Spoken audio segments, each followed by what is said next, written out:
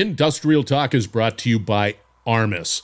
Yes, you are in the digital transformation game. Yes, you need to find trusted companies, trusted individuals to help you along with that journey. The Armis platform delivers complete asset intelligence. You know what that means? Insights into your connected assets. You're in the digital transformation game, you have to have that insights into what is connected. Go to armis.com, find out more. You will not be disappointed. Also, Industry Iot Consortium. At Industrial Talk, we always talk about education. We always talk about collaboration. We're always talking about innovation. And if you're a business that has any desire to be resilient to the future, you need to be able to educate, collaborate, as well as innovate with other industry professionals. That's a must. Industry Iot Consortium brings that all together. You need to be a part of this community. You need to be connected with these leaders that are all a part of the Industry Iot Consortium. Go out to iiconsortium.org. Find out more. Again, you will not be disappointed. You're just going to be happy.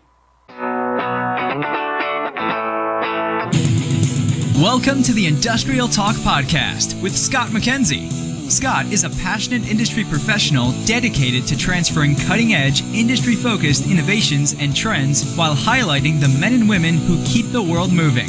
So put on your hard hat, grab your work boots, and let's go. All right, once again, thank you very much for joining Industrial Talk, a platform that is completely dedicated to you, industry professionals all around the world, because your story needs to be told. And you are bold, yes, brave, yes, you dare greatly, you're solving problems, you collaborate, you're making lives better, you're making communities better, and therefore you are making the world a better place. That's why we celebrate you. That's why you are heroes on this particular platform. All right, Elisa Roenkae, Siemens is in the house. SaaS, this is the global head of SaaS sales, and we're talking building.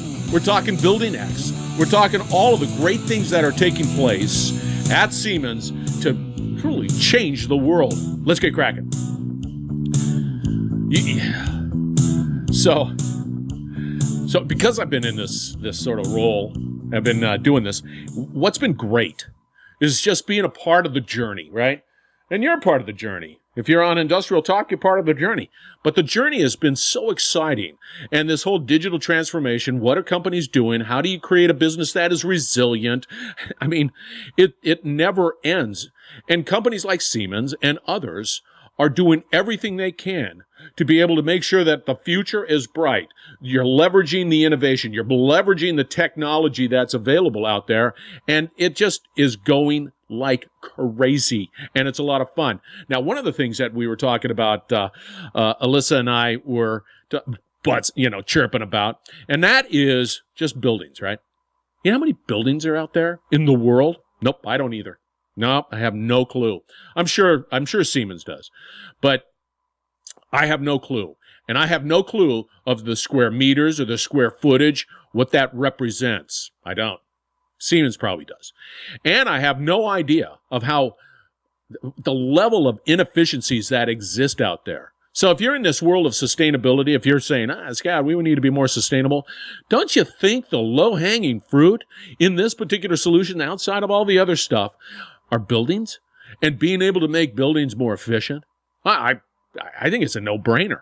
And that is a technology, and it's a collaboration challenge, and it is a technology challenge, but I think it's more of a collaboration, and the owners of these buildings and whatever it might be, I mean, different categories across the board, don't get me wrong, but there are incredible opportunities to definitely make it better. Also, here's a cool stat. So, Siemens has been around for a long time. You know how long? 175 years. 175 years. When I found that out, I just said, holy cow, how about a company that has really, truly transformed the world? Siemens, right there, 175 years. Started in 1847, right? They're celebrating 1847 with 10 employees. And look at what they are today. Yeah, you can go out there, you can find the financials, 62.3 billion euros per year. A monster. But what's incredible about Siemens is a simple fact that they are big, they are transformative, but they're able to sort of bring in the collaboration sort of spirit into this big. They're nimble, and that's what just fascinates the heck out of me is the fact that here's this big company doing who knows how much, and they're still retain that sort of entrepreneurial, nimble spirit within that organization. Kudos to them. Congratulations on 175 years. Okay, one last thing. Okay, we've got events. We're going to FabTech. We're going to be there at FabTech. We're going to be broadcasting from FabTech. Go out there. And this is going to be Atlanta. This is the first part of November. And again, we're going to be highlighting great technology, great innovation, great people that are just passionate about that.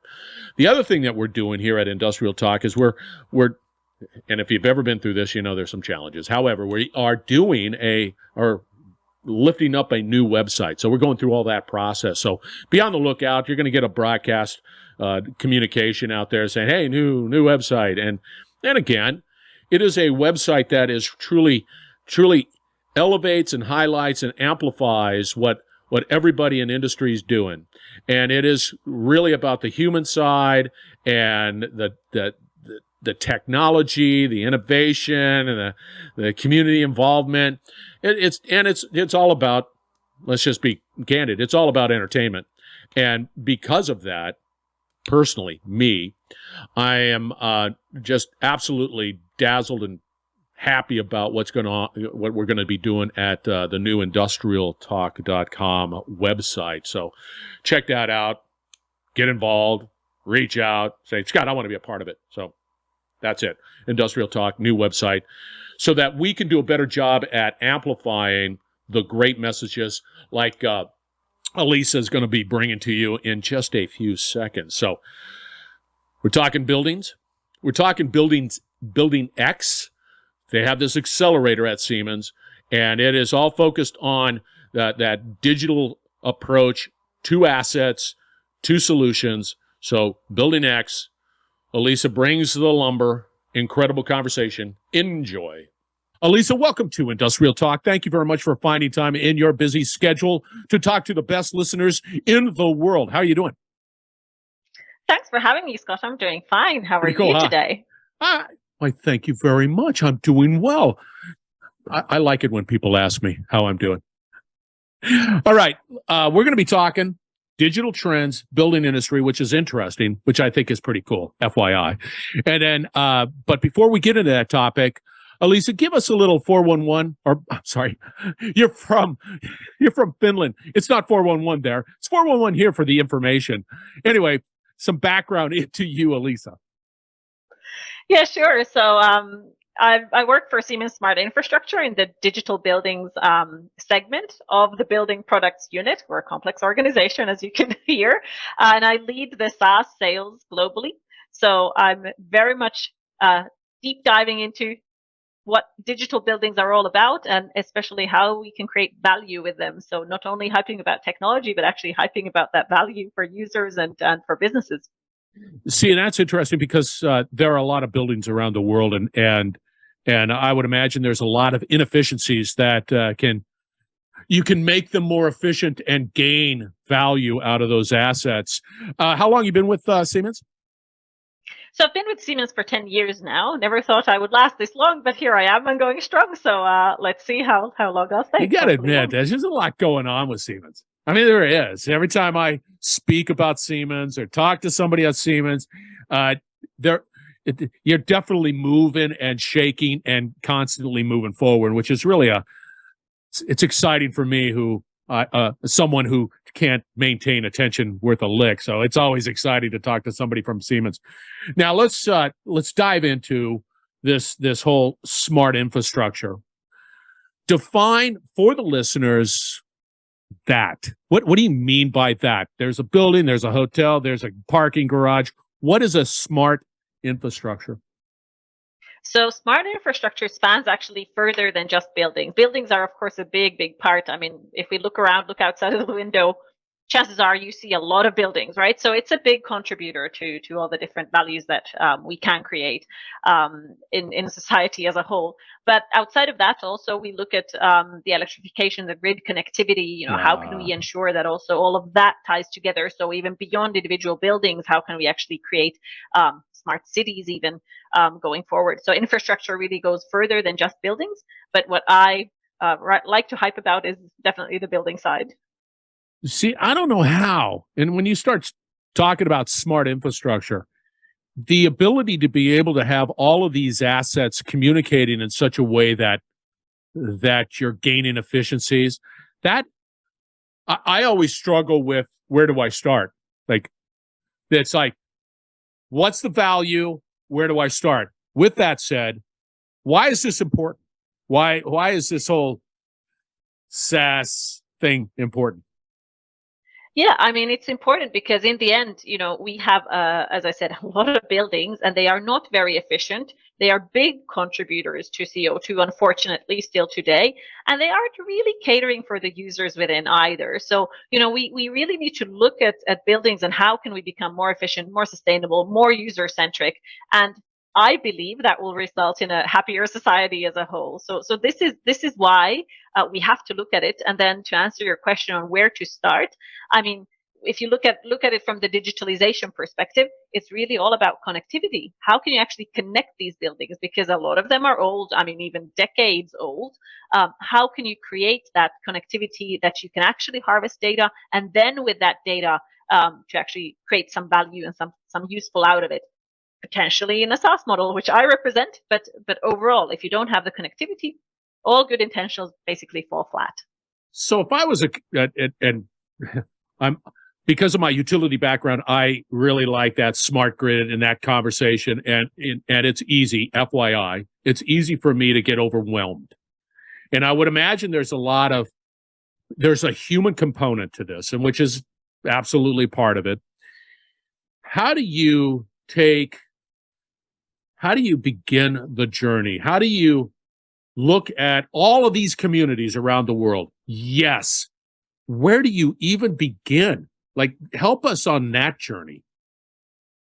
Yeah, so I mean, I think the first thing is just to create transparency on the status quo, because if you want to, increase efficiency or increase user centricity or sustainability targets and meet those better, you need to know where you stand. And even that is sometimes, or very often, lacking. So how can you create that status quo of today, and then you can start defining measures on where to go, and you can use optimization measures then to get where you need to be. But how do you know what to do if you don't know where you are? And I think that is where we need to get started. And again, I get back to that point of connectivity, because if you don't connect and get that data, you will not know where you actually stand today, and you will not know how to improve and where to go.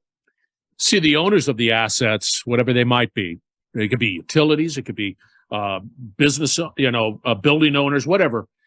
They have to have that desire to do that.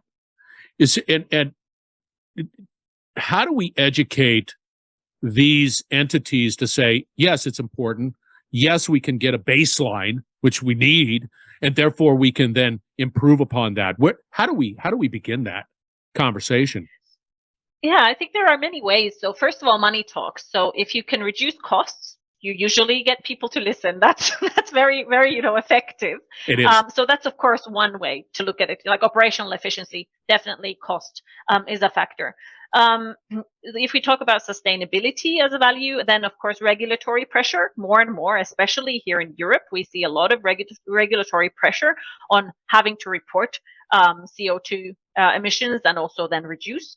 And then if we look at user centricity, which is kind of the third bucket of values in the built environment, I mean, there it's people vote with their feet. If you look at a hospital, is that an efficient hospital for healing? If you look at a office, is that actually a productive office for creating more business? People actually start to vote in terms of what they choose as a building to do whatever it is that they are meant to do in that building. So I think there are different pressures, but in the end, I mean, cost is a huge driver. Let's be honest. So to recap, those are great points, and you're absolutely. We have. Does it put money in my pocket? Does it save money? Does it benefit my business financially? Then there's the regulatory component, and that varies from state to state on our end, country by country. So that has a really interesting dynamic to it. And then, of course, there's are the users. So with that, let's sort of dive into the costs. So if I'm a business, right, you can you just from, it's like, hey, owner, you got this building. And I hate to just, let's just keep it at the building. I don't want to go any beyond the building. You have this building. We know that you have these type of units, HVACs and this, that, and the other, and all of the components associated with it. We think you can save X if you do this, right? Can you do something like that for a building owner? Yes, of course, we have a lot of those conversations. It might be in terms of maintenance, so asset maintenance, fault detection topics, that how much could you potentially save there? Or it could be about the energy consumption, how much could you potentially save on that side if that was optimized? If you find anomalies or detect anomalies and are able to act upon those. These kind of topics, we definitely talk a lot with building owners and occupiers as well about and what can be done and how much could potentially be saved. And it's actually quite interesting how much can be saved when you start looking into whether the systems are functioning as they should, and whether you are doing the maintenance in a way that is most efficient. So it's really an interesting conversation. See, I love the conversation around maintenance and, of course, energy efficiency. Just in a typical, and I know it varies. Don't get me wrong. It's quite variable. If I make this investment, if I say, hey, I hear what you're saying, I like it, what do you think my payback would be? So that very, very good question, because of course this always depends on where you stand. You know, how old is your building? How much have you already been optimized? How much do we need to connect? How much is already connected? What kind of data can we use? You know, it's so multidimensional that it's really difficult to say. But in general, it's very easy to start small and create already impact with that. So, you know, I think when it comes to these kind of SaaS solutions and platform solutions that I also represent in the market, it's not a huge upfront investment at all. So you can really start from small things, creating that, as I said, the connectivity and the transparency so that you can even act upon it. And there we are not really talking about a long return on investment. So these are not like the typical investments that are made into buildings, which are, you know, big, heavy, expensive systems. These are really more lightweight, off-the-shelf solutions, if you may, that you can then, you know, quickly make changes and kind of evolve with your building and evolve with your optimization. It's not like a one-off shot. It's really an evolution. See, and I like that approach where you're gaining little victories. And it's not as if, and I would imagine if you were to audit, for lack of a better term, audit a building and say, oh, here's some low-hanging fruit. Let's target that and prove the viability of what that is. I think that is an absolutely exceptional approach. And especially for me, as a business owner of the building, don't ask me to incur more pain, right? You know, if I have the occupants and if they're yelling at me because something's not working right, that's a pain. Don't do that to me.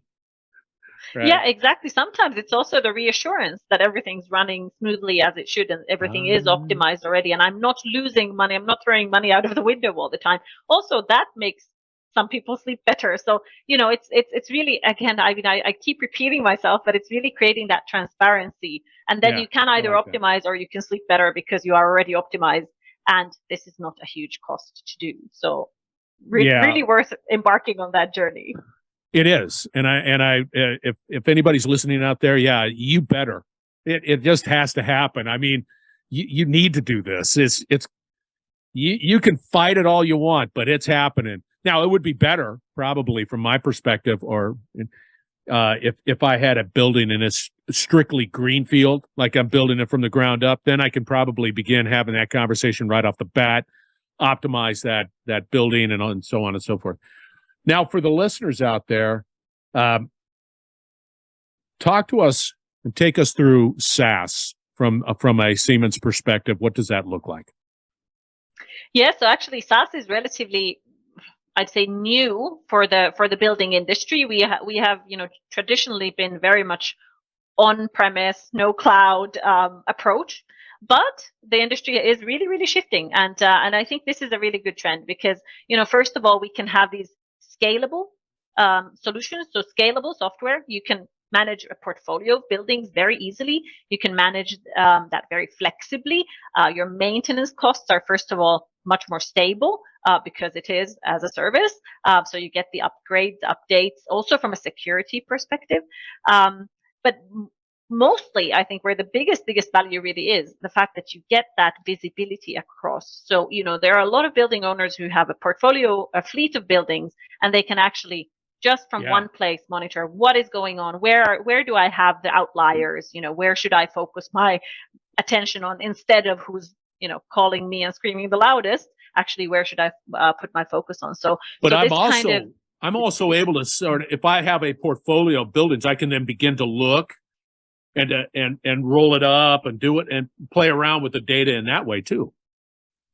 Yeah, absolutely. And you could utilize, I mean, when it's a good platform approach as well, which I'm a big fan of. So yes, SaaS is one thing, but to have that actually, on top of a platform, this is where really the value starts to come into play. Because if you're a building owner and you might have a very niche use case that you would want to, utilize from that data, you're able to harvest that from that platform and maybe combine with other data sources and then derive whatever your value is. So, yes, there are lots of applications and systems that can be, let's say, offered natively on a platform, but then you can also create your own as long as the platform's open. So I think this openness topic is also huge in the building industry, and it's new.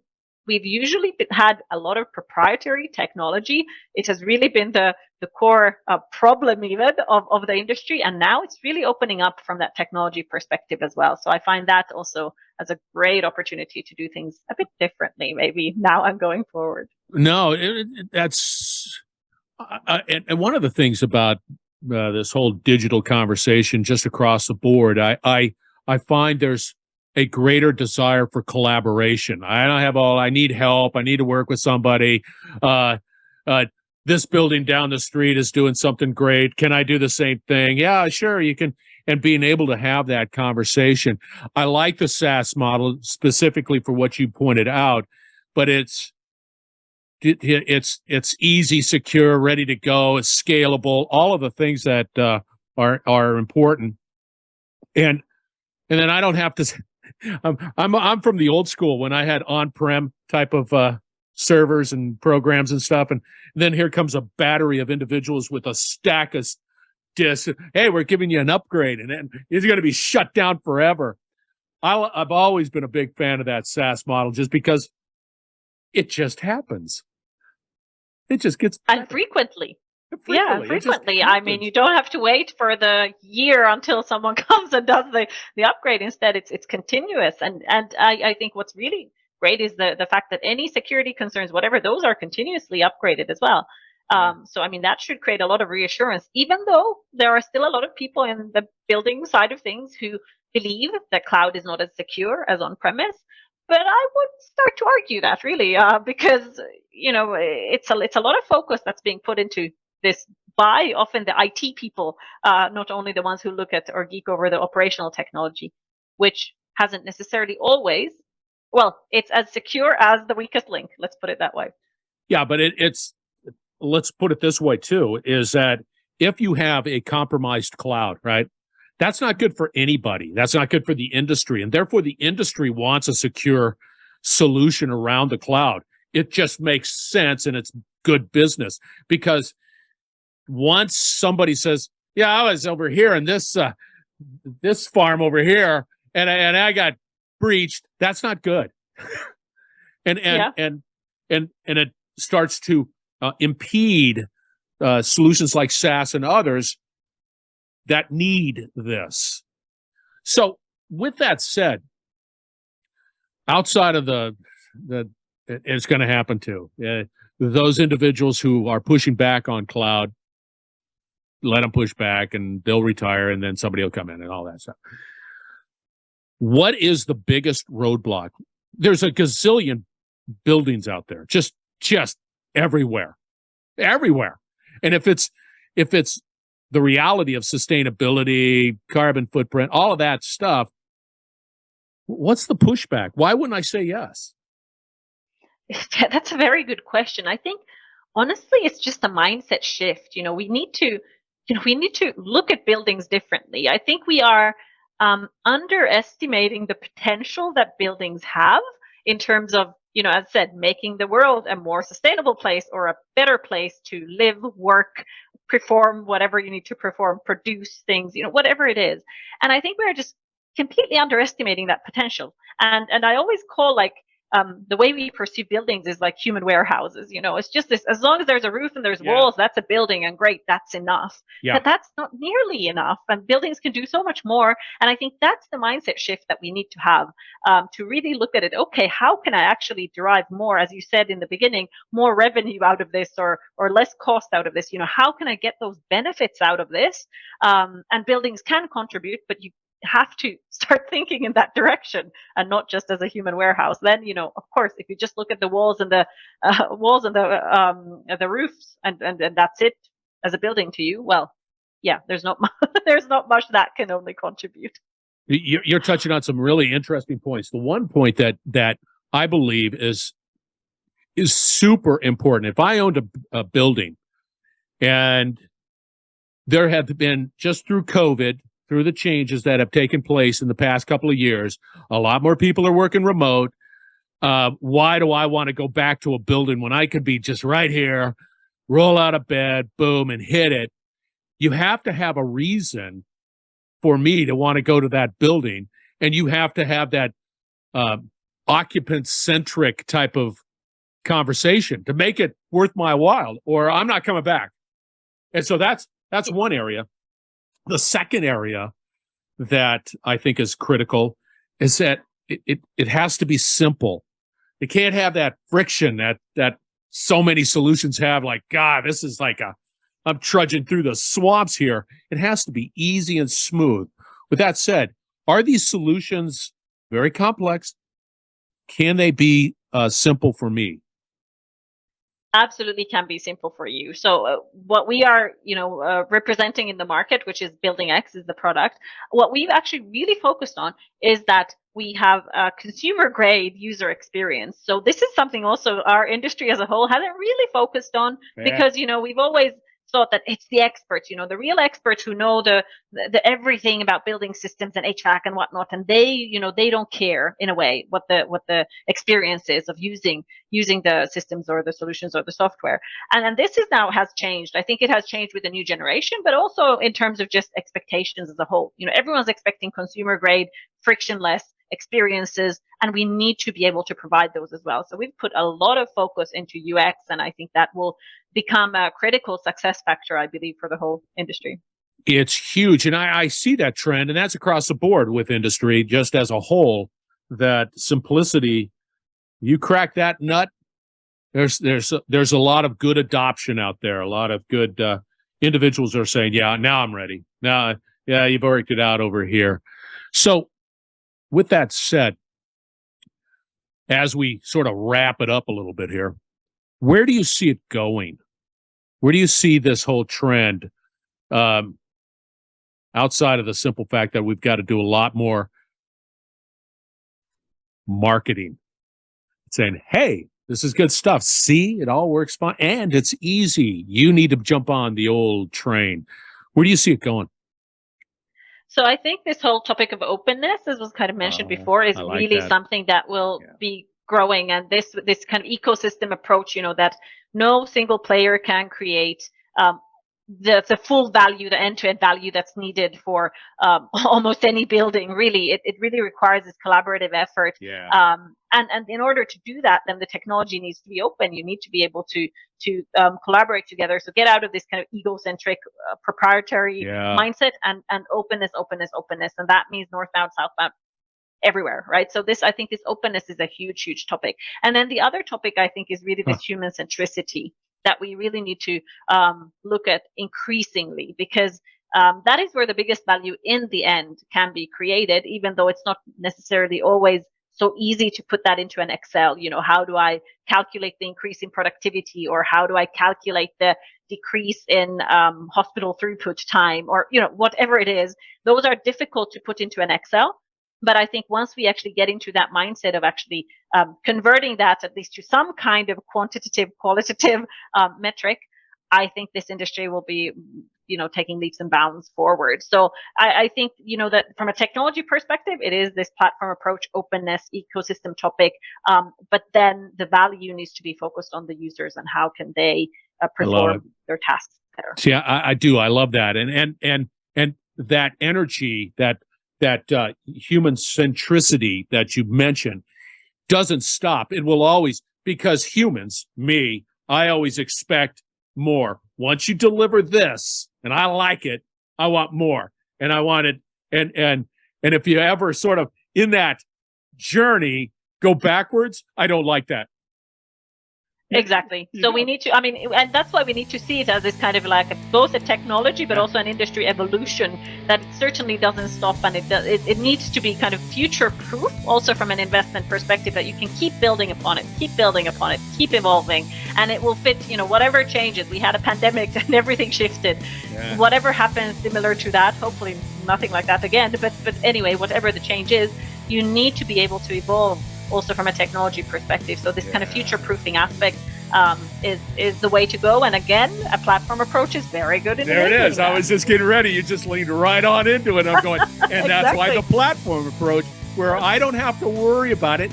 The magic just happens, and I'm happy. And that's all I care about. All right. How do people get a hold of you, Elisa, if they're saying, boy, she's cool, I want to talk to her? LinkedIn is a good way. I'm active on LinkedIn, so feel free to connect with me and send me a note there, or any other means of communication. I'm here to always have a discussion about my favorite passion topic, which is digital buildings. See, I like that, digital buildings. All right, LinkedIn. Don't worry, listeners. I'm going to have all the contact information for Elisa out there on Industrial Talk. You got to follow her. You've got to engage. This whole smart conversation around building, SaaS, human centricity must happen. Make it happen. Reach out to her. Elisa, you were great. Well, thank you so much. It was my pleasure. You were even better. Ha! She started out with the salutation that was nice, and then she ended one. I've got the bookends of confidence. Well done. All right, listeners, once again, we're going to wrap it up on the other side. Do not go away. We will be right back. You're listening to the Industrial Talk Podcast Network.